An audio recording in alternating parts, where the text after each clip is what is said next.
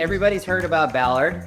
If anybody is interested in Seattle and the different neighborhoods. It is kind of its own little city within a city, which I think makes it unique and special and why some people tend to stay there for a long time. What you're describing as, you wanted to move into a more kind of laid back environment. Right. You can still find that in Ballard. Oh, 100%. Right, and so they are one of the first areas to really allow just massive townhome development. It's extremely walkable. Ballard is very flat compared to some of the other neighborhoods like, Queen Anne or even Fremont. His name is Mike Dapper.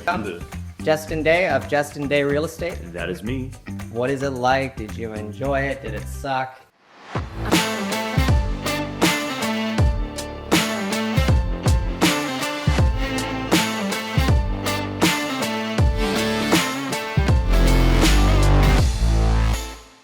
All right, welcome to another episode of the Seattle Living and Wealth Building Show. We're going to continue what we've been doing, which is diving into the top Seattle areas, cities, and neighborhoods so you can find out what it's really like to live there. Is it a good place, a bad place? And today we are highlighting Ballard, Bum, bum, bum. all the way from Scandinavia, I heard, right? So something like that. It might be one of the few neighborhoods that has a heritage associated with it other than an international district in Chinatown. True. Right? And we have a Ballard expert. He's as Scandinavian as he can be. Right. His name is Mike Dapper. Don't be fooled by the dark hair. He is a Ballard expert, having lived there 9 years. And we got this guy who knows a little thing or two about Ballard as well. He might have sold a house or two. He might have drank a beer. Yes. And he might have had a steak there. Yeah. So Yeah. come on in and watch us. It's going to be a fun time. Welcome to the show, everybody. Sweet. All right, and welcome.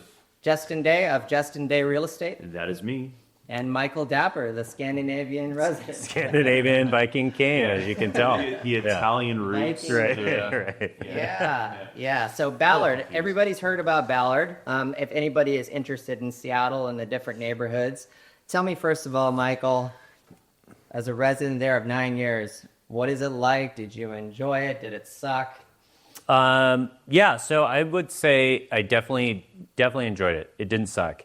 Ballard is also where I met my wife, so it always has kind of a special place for me. Before living in Ballard, I lived right by the Woodland Park Zoo, so it's just kind of a quick drop down the hill from basically Finney down into Ballard. But yeah, I mean, I think to sum it up quick would be to say that Ballard has something to offer to everyone, which I think is a unique part of that neighborhood. It is kind of its own little city within a city, which I think makes it unique and special and why some people tend to stay there for a long time. All right, Yeah. all right. Nice. All very positive. All very So where positive. is Ballard relative to like downtown? Well, it's Seattle? so far away is what most people will tell you. Yeah. So Ballard is across Lake Union. It's going to be, the furthest west, I would say. If you go from Wallingford to Fremont, then you're going to end up in Ballard before you start having to go uphill towards like Crown Hill and further north. But Ballard is cool because it's situated between, you can get to Lake Union really easily, and then you can also get to the Puget Sound. You can go right to Golden Gardens Park. So you're kind of surrounded by water in a way, but it's not like considered where a ton of waterfront properties are from a real estate perspective. But for activities wise, you can drop into both bodies of water pretty easily. But the gripe about Ballard, which is a reality in some ways, is that it's not very quick to get to like I-5 per se. The crosstown traffic is definitely the worst in anywhere you go in Seattle, but from Ballard to I-5 is a bit of a jump versus some of the other neighborhoods that might resemble similar qualities. But Ballard is, I'd say, worth an extra 8 to 13 minutes that you might take to get there. It's really not the end of the world, but yeah, for people that, having lived in Capitol Hill, I remember commuting from Capitol Hill to Ballard. It's like, oh my gosh, it seems so far. What the heck is over there? Who are those people? But it's a pretty cool place for sure. Okay. All right. So what made you stay there for 9 years, and why'd you leave, actually? Why don't we jump into that? Yeah, Because okay. people are like, oh, he's been there for 9 years. Right, what's It's wrong with it? amazing. Yet he Right. left. Yeah, So- right. So basically, the reason why we left is because we wanted a little bit more tranquility, I guess, in a way of our life. So Ballard it's not quite as congested as maybe Capitol Hill or especially like Belltown, but it is a little bit more of city living. And then my wife took a job in Bellevue, so then we moved over to Kirkland. So way more residential, more suburban lifestyle. But that doesn't mean that the time that we spent there that we were, had a bunch of gripes about it while we were living there. It's a little, you struggle with parking sometimes. You struggle with any issues that you would find in any major city. But we did stay there for quite a while because it's extremely walkable. Ballard is very flat compared to some of the other neighborhoods like, Queen Anne or even Fremont that are all on very steep hills. Ballard's very flat, very walkable, and then there's tons and tons of stuff to do, especially during the summer. So in order to kind of enjoy your neighborhood without having to leave a neighborhood, Ballard really kind of does encompass everything, and especially because it might not be that easy during like a rush hour traffic to leave. You don't really have to go anywhere. You've got restaurants, bars, family activities. There's museums there. There's a Nordic museum. Not my family's heritage, but pretty cool to check out. Okay. But yeah, lots of stuff. But to clarify, I mean, Ballard is such a large geographical area. True. Yeah. Right? And so what you're describing as, you wanted to move into a more kind of laid back environment. Right. You can still find that in Ballard. Oh, 100%. I mean, get into areas like Sunset Hill and Loyal Heights and Whittier Heights. Yeah. I mean, those are much more rural. I mean, not rural. Yeah, I wouldn't go that far. It's much more residential. Yeah. There's not a lot of bars and restaurants or whatever else. True. But that's one of the great things that I really love about Ballard specifically is the fact that, there's only so many what I would call true hubs in the city of Seattle. Capitol Hill is one of them. Right. Downtown Seattle has kind of a large hub.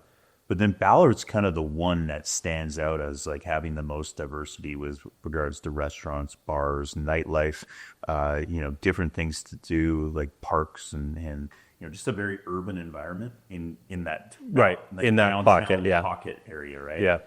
You get outside of there, of course you can still feel very urban, but at the same time there's a lot of wonderful parts to the area that can just feel so cool. Right. Totally. Yeah. I mean, if you go like Ballard, if you think of it from, defining it from south of 85th down to the water, really Market Street is the street that runs through Ballard.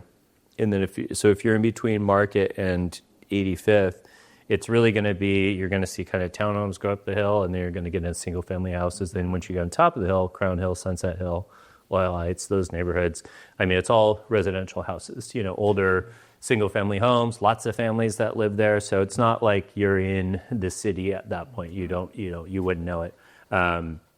So it is really cool in that way that, the kind of nightlife or just even daytime life, just, commerce, people, going, checking out shops. One of the cool things about it is that Ballard definitely has a lot of independently owned businesses there, including the restaurants. So you don't get the commercial feel that, I might be seeing now living in Kirkland, right? So that's really cool. And that is something that I miss, being able to go into a place that, is owned by the family that's working there is really cool. Yeah, so that's cool. So it sounds like it offers something for a lot of groups, yeah. Right? So geographically, you got bars and restaurants and shops in the southern end, right? And then residents, townhomes, right? Right. Townhomes galore. Oh, totally. Right? Yeah. Like for blocks and blocks, you can go up. They're all the same height, so you can do a 360 tour, swivel your head, and you can see Mount Rainier. Yeah. You can see to the west. You can see the Cascades even. To the east, depending on where you are, you could potentially see the Olympics. So that's what's really cool about it. Yeah. It's townhome central. Yeah. Right. And so they were one of the first areas to really allow just massive townhome development. Big density. That whole area happened to have some single family homes that suddenly started getting torn down because we needed more housing. Right. So that's what's cool about it. Yet, like you said, there are a lot of single family homes, walkable streets, just nice, regular old single family houses. Yep. Right? So there's a lot of variety there. what would be like a day in the life of you back then when you were empty nesters? Now you're double nesters with 2 dogs. Right. Right. So that's a big reason you moved out of the big city. Right. You got 2 kids, Right. 2 dogs, actually. Right. That's probably not a reason. Just joking there. But tell me what a good day in the life of, might be for someone like you were right at that age. Right? Yeah. And then we can compare different lifestyles and talk about, okay, what about, family with young kids? Right. Well, I mean, just to get a sense for what it's like to live there. when we first started living there, my wife and I were, a decade younger than I am now. Yeah. So that day in the life started much later and ended much later. So, I mean, there's great bars there. There's still live music there in Ballard, too, which is cool. So you've got Sunset and the Tractor Tavern that still have live music. It's very accessible. It's not $60 tickets. There's, typically not a big line or anything like that, so you can pop in, pop out. So we used to go do that a lot. And then, a couple cool dive bars there. There's some staples there like King's Hardware, So that would be kind of a picture. Oh, and then my friends own McLeod's, which is a Scottish pub. Not an Irish pub, a Scottish pub. But I got to give a shout out to Naomi and Alan. So we used to spend a lot of time there too. So the nightlife there is, it's abundant for sure. And then as we got older, and especially when we did get, our first dog, basically a day in the life would be, especially on a weekend, we used to wake up and go get brunch at the Fat Hen, which is right up the street. We used to live on 62nd, so Fat Hen is up on 73rd, so you're still in Ballard. Go to the Fat Hen, get like some Eggs Benedict. Then we'd take our dog to the dog yard, which is down kind of right past down Market. Dog yard is like an it's an indoor-outdoor dog park, basically. You can get a beer there or whatever and get a couple snacks. They also serve coffee. We had Kenji's 2-year-old birthday. Oh, you did? Okay, Our cool. dog, yeah. Yeah. Dog yard. Dog yard's great. Reserve an area. Yeah. Yeah. And you can pay like a day fee, so you go in and you don't need to, it's not like an hour. So if you go in there and there's no dogs there, you can always come back the same day. So that's kind of cool. To do that. And then we really got to liking to walk to the Ballard Locks. It's a good place. You also see lots of kids around there too. So that is a good family thing too. And then, if it's nice out, sunny out, go finish the day at Golden Gardens Park and have a little picnic, watch the sunset. That sounds very lovely. It's a great place. Yeah. It's all connected, all that's all awesome. connected by Burke Gilman as well. Cool. Yeah, I mean, so Maynard, you used to live in Magnolia. Right. Obviously, and so the world of Ballard was definitely a big part of your life as well. So for those who don't know, I mean, Magnolia is essentially as far west as Ballard is. The other end of the earth Exactly. for people, yeah. It's funny because those are the two areas that I think people do kind of have that stigma in their head. Yeah. It is out of the way. It's hard to get Out of the way, yeah. places. But, people in Magnolia is a little bit of a sleepier neighborhood. It's got a lot of really wonderful qualities to it, but, great restaurants and bars. Well, great restaurants and bars is not one of those qualities, it's right? not, And so that's where, you and Lisa used to frequent Ballard for a lot of fun times, right? Yeah, no, absolutely. Like, we loved going to Ballard. So when we raised our kids in the Magnolia, fantastic, incredibly family-friendly schools, parks, some high-quality restaurants and coffee shops. But then when our last one was in college, then we would Uber down when Ubers were about $8, not $20 or a short ride. So, man, God, that's how old I am. So. Yeah. But yeah, we would go into Ballard. And what we loved about Ballard is Ballard Avenue, right, is one of the most walkable areas. Yeah. So it's not only restaurants and bars, but it's small shops. Yeah. Right, that's where the Ballard Farmers Market is. Yeah. You can go off the beaten path to, let's go to Leary, and next thing you know, you've got Cloudburst Brewing and Plenty of Clouds Food Truck, and you can go over to, what is it? That was Shilshol. Then you go over to Leary, and then you've got the best steakhouse ever. So if you're going to recommend a steakhouse to anybody, go to Asadero, Asadero. I'm not a part owner. I'm just a fan. So it's delicious. It's awesome. Better than any steak you'll ever had. Justin would agree. He was just there on Monday. Right. Been there a few times. So, I would agree wholeheartedly. Love that place. Phenomenal place. There's just a lot to do there, right? Yeah. And you can explore. I think the best thing about Ballard is exploring it on foot. Yeah, Right. for sure. Because you're gonna just go down a little side street, and next you know you're seeing some little quaint little hole in the wall that's quite interesting. And Yeah. the beauty of the locks, and Justin's talking about the connection of Magnolia. You can actually walk across from Magnolia into Ballard Yeah. via the Ballard locks. Yeah. And the locks, for people don't know, is where the big ships come through, and there's a different water table, and Yeah. there's apparently a salmon ladder sometimes. There's a salmon ladder. I've seen Yeah, it. Yeah. yeah. I had a listing in Magnolia over the summertime where it was at most a 10-minute walk to the heart of Ballard from Yeah. Magnolia. That was a selling point too. Huge yeah, selling big point, time. for sure. Totally.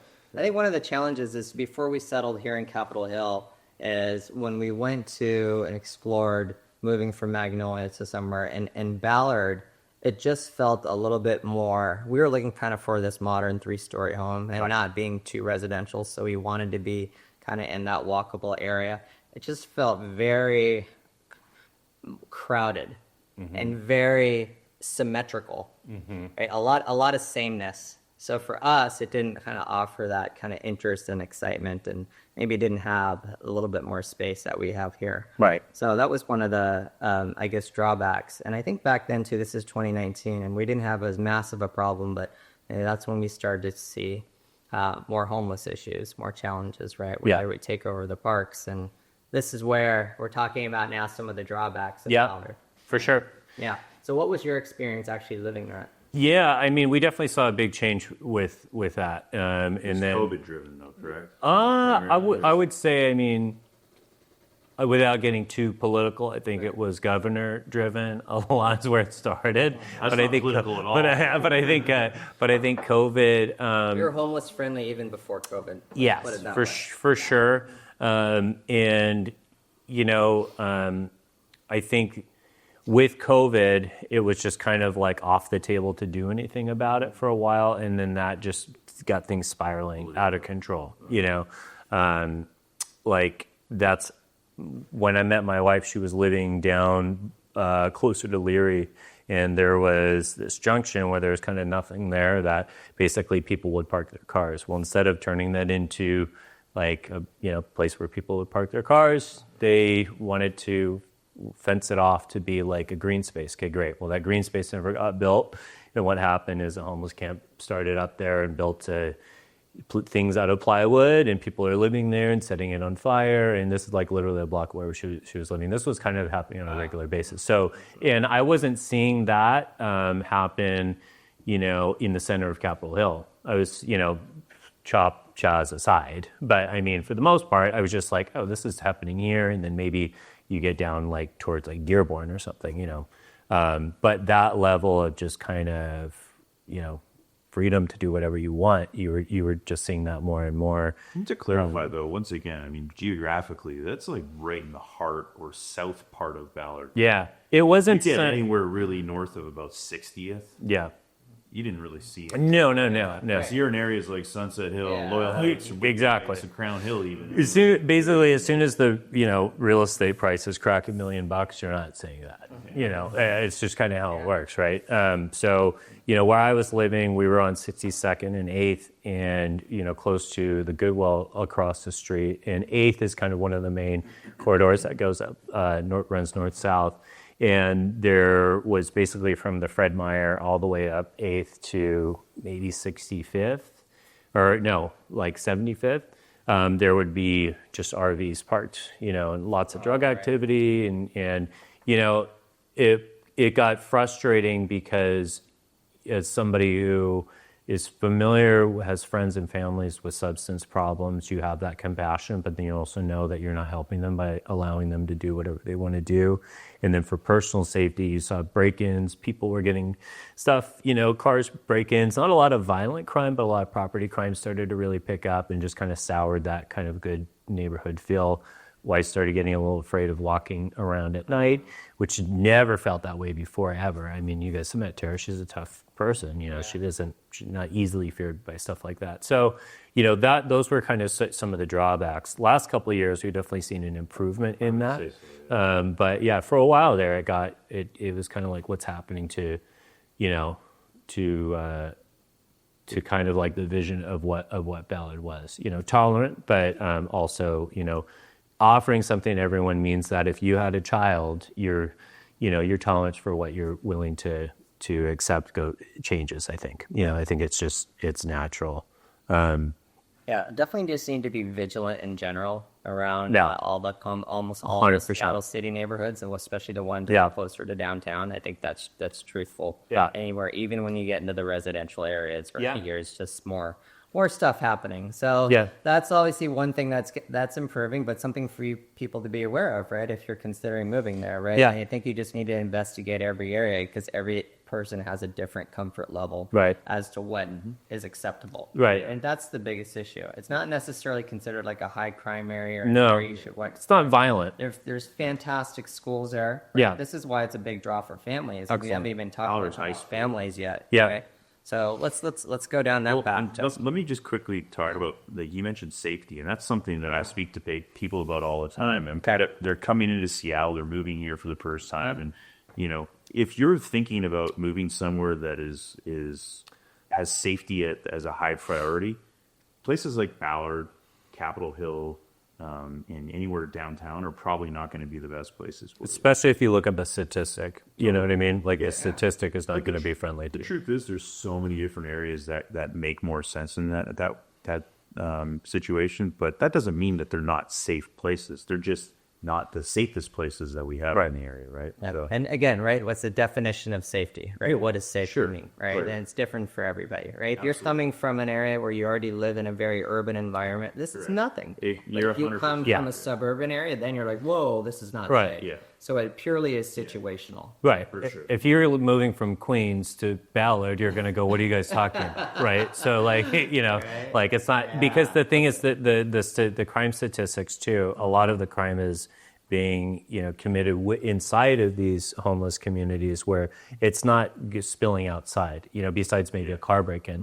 So it's not like you're necessarily a target of danger or something like that. But it is unsettling something to know. Like that's where, if you are looking at real estate, if you are somebody that says I never want to see an RV or a homeless person or drug activity, then we're going to take you to the suburbs, and that's totally fine. It's an understandable choice. Yeah. But All right, so let's get back to families. All right, Families live there, right? This is not a scary. no, place it's to not be. a scary place, but I think it's. We've got top-rated schools from Ballard High School, 10 out of 10 great schools, and we have a lot of elementary schools that are highly rated, right? Yeah. So we have lots of clients who go, hey, I want to live in Ballard because I like the vibe, I like the housing areas, Right. It's walkable, the schools are good, and it has a very, I think, casual vibe to it. Right? Definitely. Would you not agree with that? Let's compare it to like a Queen Anne or a Capitol Hill, right? Queen Anne is fantastic. It's just a very higher price point. Yeah. Right? So yeah. Well, I think that's completely fair, right? When you think of the different parts of Ballard, right? You go anywhere that's further north of the hub of Ballard, you absolutely start seeing a lot more families in super walkable neighborhoods. All very clean and people feel safe in those environments. As Maynard said, the schools are fantastic, close in proximity to like Golden Gardens, which is an amazing spot. Beautiful. there's sand on that beach. There is Very sand on rare that for a beach. Seattle beach. We've Yeah. got sand, folks. Yeah. Right. Really, that one in That's beautiful. and then Madison are really the only two I can think of with sand, unless you go. Go over to Alpine. Yeah. Magnuson has a little. Yeah. Right. Okay. So yeah, western sunset Right. views. Awesome. Right. But yeah, I mean, I just feel like it's the type of place that, especially for people who want to live in close to an urban environment where there's a lot of different coffee shops and bars and restaurants where they can find a sitter for the kids and be in close proximity. It really is a fantastic spot. We didn't even mention the built-in babysitters of the Ballard Brewery District. Right. Right, there might be more kids there sometimes, but it's like families with young kids. It's a very safe place to be. You know what's funny is like when you think about, okay, there's a brewery district in Ballard. Yeah. I automatically think that is going to be kind of in the heart of Ballard. Right. It's really not. Right. It's completely separated. I mean, the heart of Ballard is essentially on the west side of 15th. Yeah. Like everything downtown Ballard. Yeah. Right. And then everything we're talking about from a brewery district, we're talking on the east side of 15th, going all the way to pretty much 8th or so. Yeah. But there's over a dozen breweries in that small little area there. Yeah. And it's just such a hop-in place for people to bring families and dogs and whatever else it is. So that's really become a huge hotspot for And I also, coming to Ballard. and also that too is really like, it's not the same like bar hopping college vibe that you might think it would be. It's a lot of like daytime, bring your dog,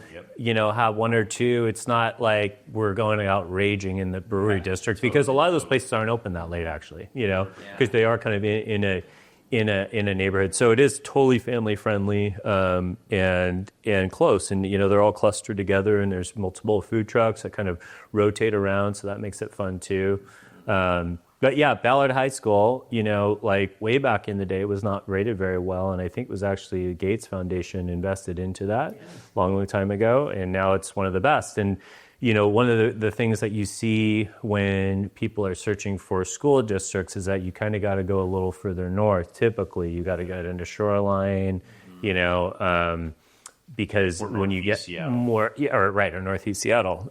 Ballard, for being, closer to the city, having that good a high school is fantastic. Yeah, and a lot of the elementary schools are fantastic too. I mean, they're really, really highly rated.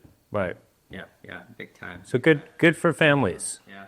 For sure. One time I was with a friend for a birthday party, so you see a lot of birthday celebrations in Ballard, right? Yeah. For various reasons. And so there is this big bike that's shaped like a barrel called the Cycle Saloon. Yep. Oh, yeah, I've seen Have it. you ever seen that? Yeah. Yeah. Oh, you yeah. can have like 12 people pedaling around it, maybe even more. Yeah.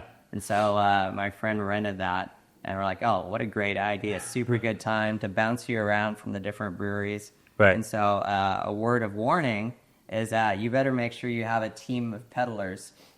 Because if you get some people who are lazy and don't pedal, Right. you're kind of screwed. It's a really heavy. And you go uphill on a small incline, and the guy's going, all right, everybody, it's time to pedal.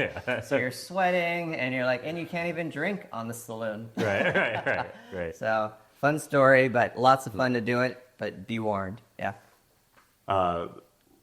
If I'm not mistaken, that's kind of right in the heart of down, like the hub of Ballard. No, they go all over. Do they really? Go all over, yeah. You see them, Yeah, yeah. yeah. But you do see them go up and down Ballard Ave every now and then, Ballard which Ave, still has some cobblestone on parts of that street, which is pretty rough on a big bike. One thing you mentioned earlier was about the farmers market. And that's such a huge draw from people from all over the place. And Yeah. people from different cities come into Ballard. It's a massive farmers market, and it's one of the only ones that is year round as well. So every Sunday, and that was something Tara and I would do all the time. Just to go look, and I mean, over the years, it's expanded so much that it starts right at Market and goes all the way down to almost to where like Wallace and the Carpenter is, which is also notably in Ballard. Anthony Bourdain went there. Yep. Walrus, don't stop. Yeah, don't stop, Walrus. That's an awesome oyster spot. But that's like a typical Sunday, and there's tons of people out there, and lots of local vendors, and the farmers come in there. Right there in the middle where all the restaurants are. Yeah, totally.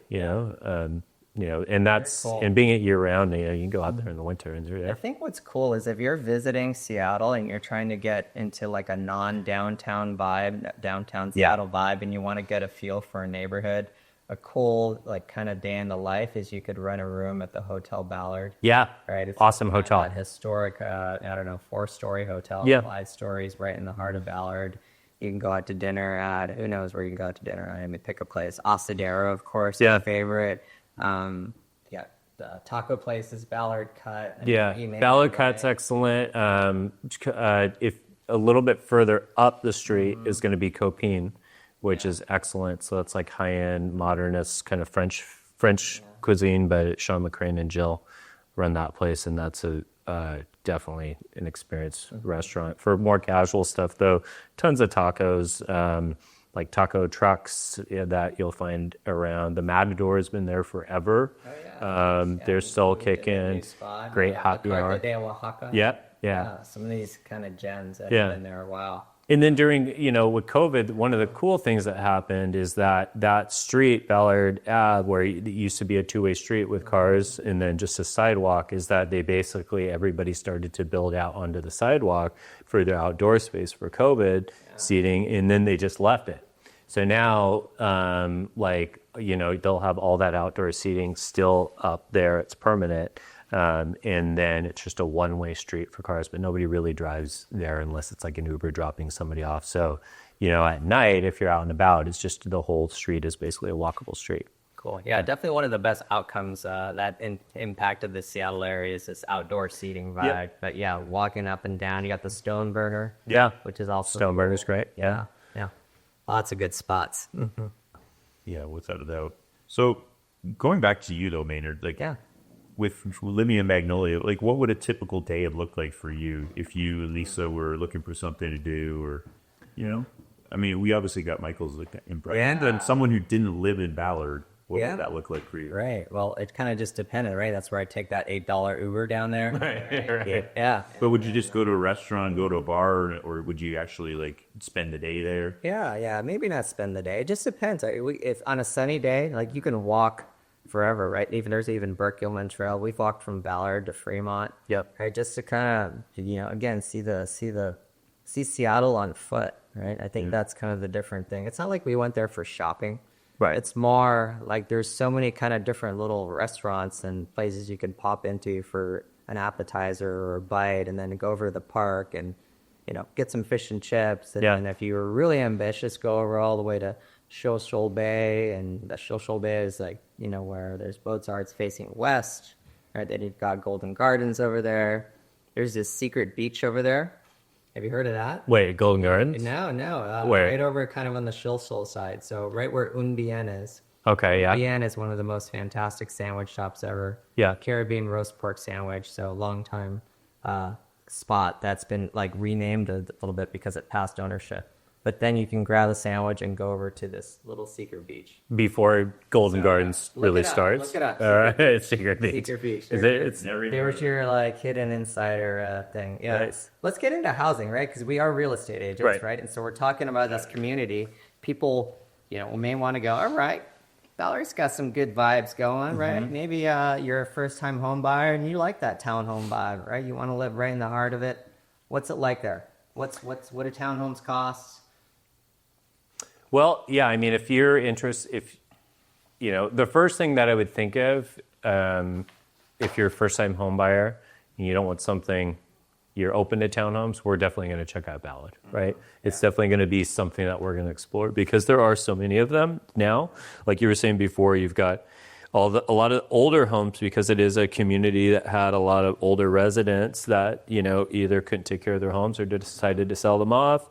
You see a lot of kind of duplicity with the townhome style. So if that doesn't bother you, if you don't need the standalone and you're okay with being a set of 4 or a set of 8 sometimes, I would say for a 2-bedroom townhome, maybe starting at $725. Yeah. And obviously, right here, 2-bedroom, 1.75 bath townhome, $715. Wow, looks like I know what I'm talking. Less than 1%. Right. There you guys go. If you need a real estate agent, this guy knows his stuff.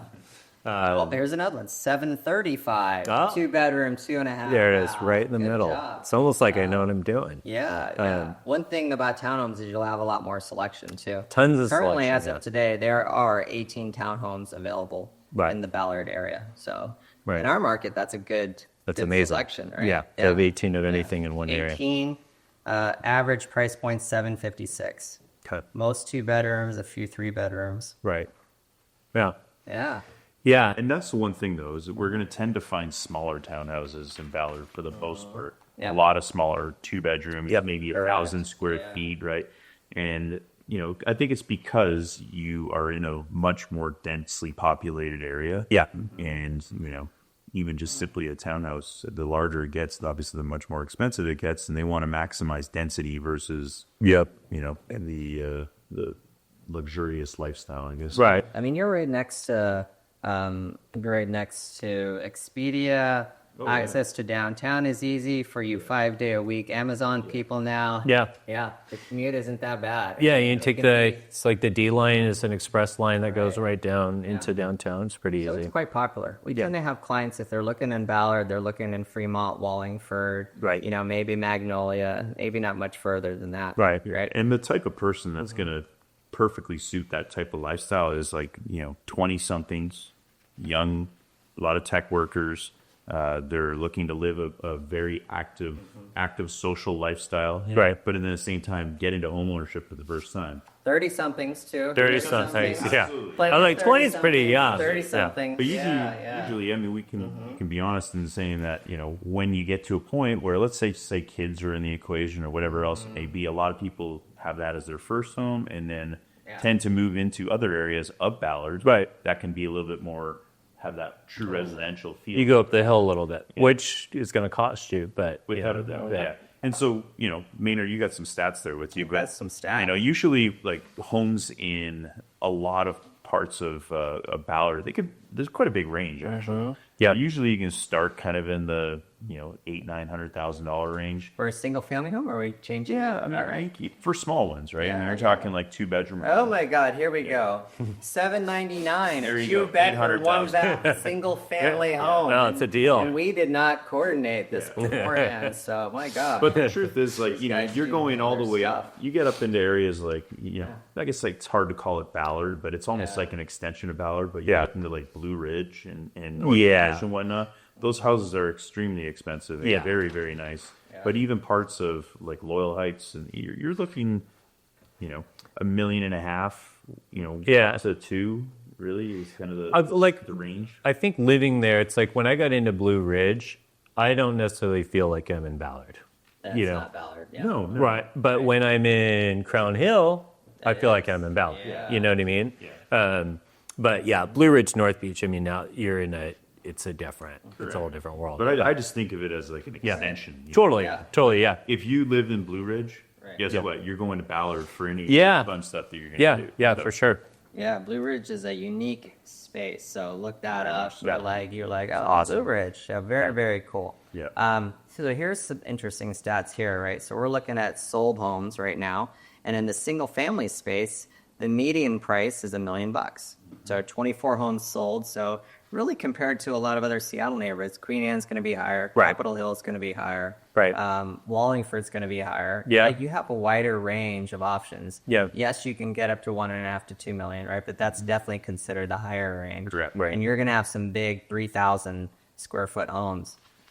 The challenge right now, which is true of many neighborhoods that are desirable like Ballard for single family homes, is the amount of homes available. Yeah. Right. So if you guys were able to read this sheet right now, there are 6 homes on the market. Right. And none of them, interestingly enough, are in the center part of Ballard. And we're talking single family here right now. The funny thing is, of 6, That's interesting. there's probably very few of them that have been on the market. Like they maybe just hit the market too. Oh gosh, he's just asking to be tested. He's so knowledgeable. So 4 of the 6 have been on the market from 1 to 14 days. Wow. So we'll give him a 67% chance. Kreskin. The curve and rounding up, that's an A, guys. So I mean, if you look at where He's these correct. are clustered He's correct. versus where the Yeah. single family too, right? I mean, that's where you see the price difference. all right. So I mean, it really does summarize what it's like to buy a single family home in our market versus townhomes in the area. But the good news is there's lots of options out there for depending on your family situation. Yeah. So let me ask you this: why do you think that Ballard became such a hot spot for townhouse development in Seattle? As you said, when someone says they want to explore townhouses as a first home or whatever that looks like, Ballard is the first place you think of. Yeah. So why is it that Ballard was the hot spot for that to happen? I mean, I have a theory, but Well, first. Well, the regulations started with zoning, right? So Yeah. depending on the zoning, if it was considered a low-rise zone, Right. which was at the time LR 123, Yeah. Ballard between Market Street and 65th Street happened to have tons of homes zoned LR1, LR2, LR3. So that's really like the technical reason why it was able to just be swarmed by developers. And you didn't have that density of all these zoned homes in that area. Right. So and so when one got built and it was profitable, then developers started to do it. Once there was demand, it just kept happening and happening. Yeah. Well, and to clarify, I mean, but Ballard is an area that, especially when you get around the heart of Ballard, it's not like it was a super affluent neighborhood, where the houses were like these gorgeous, beautiful homes, like up in, Queen Anne, for instance. Right. It's not like you're going to tear down a Queen Anne home if it's nice to build townhouses. Right. Whereas Ballard, you could still be in a very close proximity to, a more... What? No, keep going. You can still be in a close proximity to a very active place, but at the same time, we weren't talking about massive homes or homes that were, the top of the price point by any stretch of imagination. So, keep digging. Just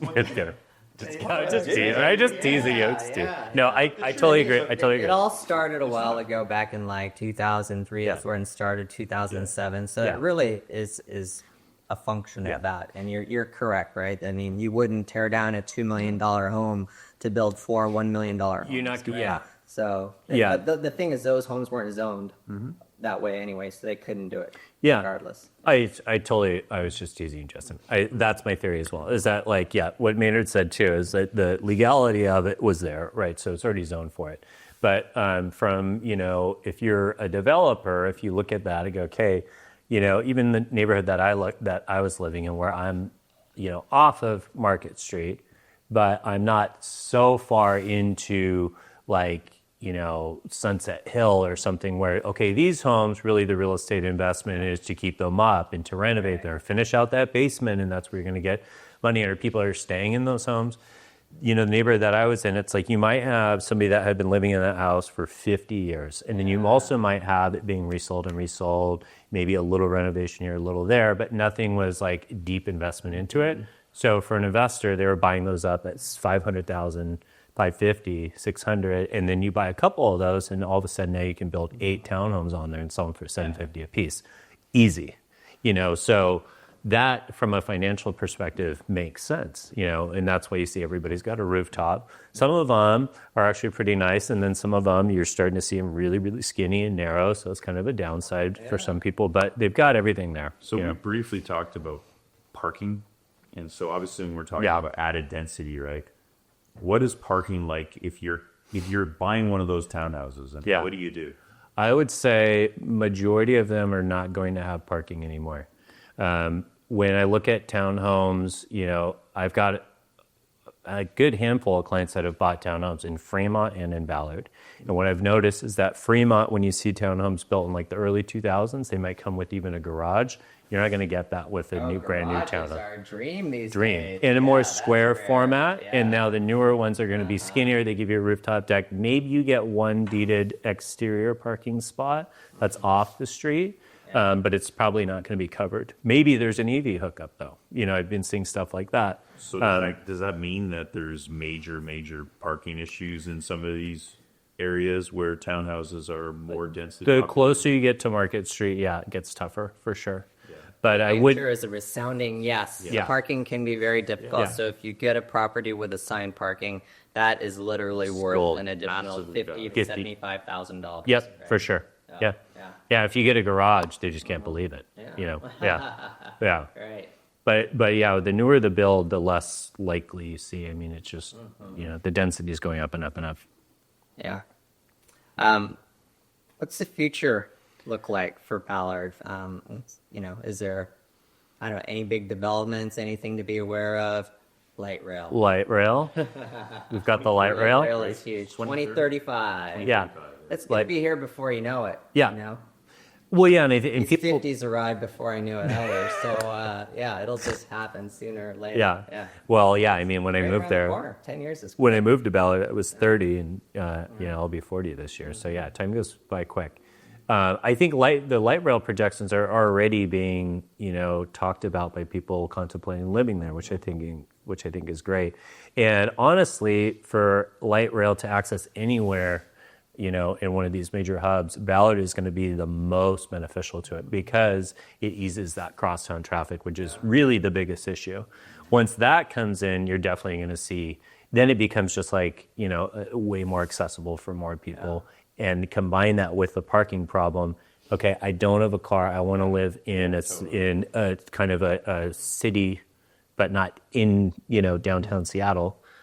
Well, that's perfect. You don't need a car. You've got light rail. You've got restaurant shops. You've got the neighborhood feel, but you're still, connected. I can tell you this much. I'm not the only person who doesn't live in Ballard that would really like to go visit Ballard more often. But I don't want to because it's now a pain in the butt to get to. Yeah. Sure. But if you have light rail and you can go to dinner and have some cocktails and not have to worry about driving and, it makes it way better. For sure. Yeah. Yeah, that's why a lot of, if anybody works on the east side, it's kind of pretty rare to find somebody who is like, Ballard is in my realm. What we often find out is, I'll go as far west as Fremont, Finney Ridge, for example. Right, which is funny because you're so close. You're so close. But it just depends. It's just that extra high. Yeah, exactly. From this part of Ballard. Yeah. That light rail goes in.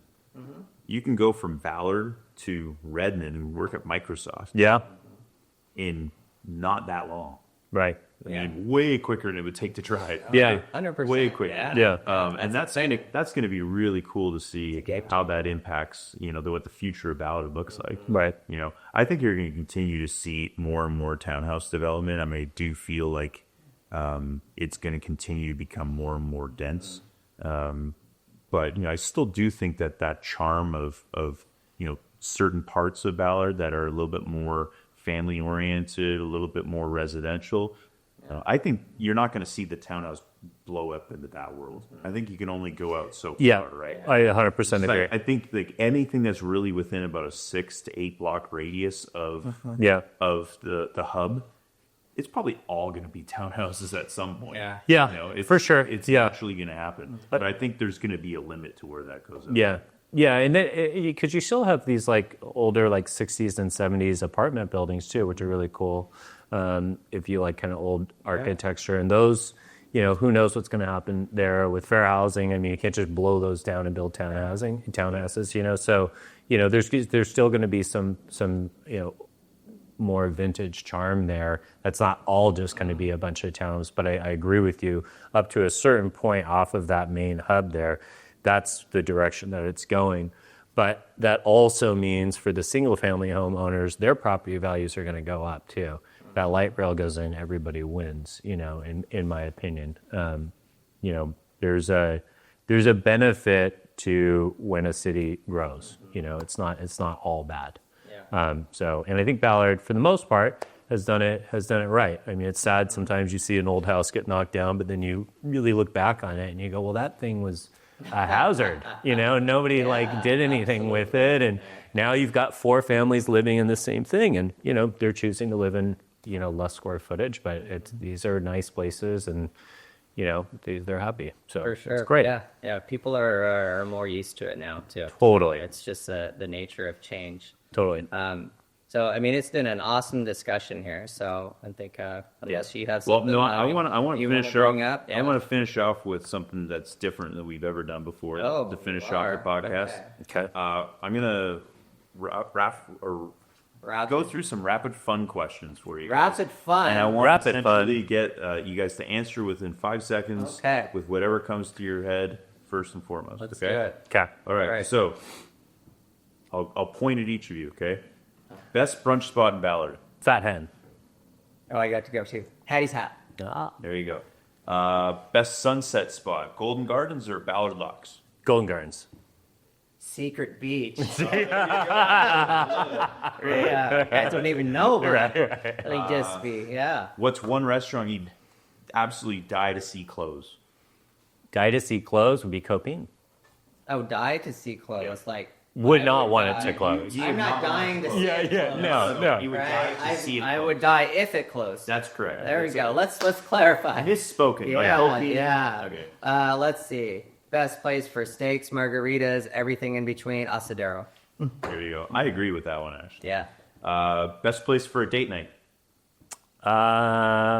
Ocho. Asadero.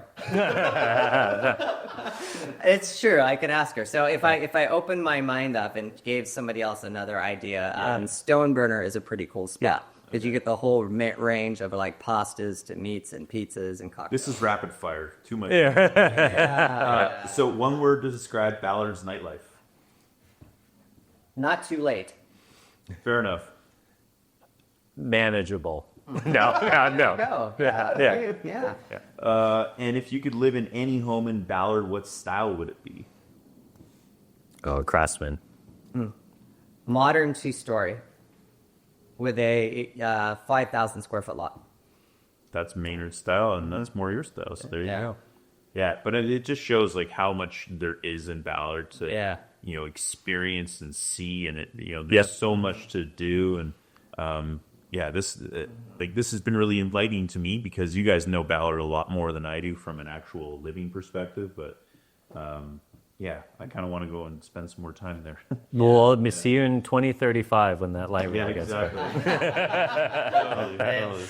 Yeah. Well, good stuff, guys. That was a lot of fun. Awesome. Hopefully for our audience, we gave you some good insights of what's awesome, what's not so awesome. And we'll look forward to seeing you on the next episode. And who knows what we'll be talking about, but it'll be awesome.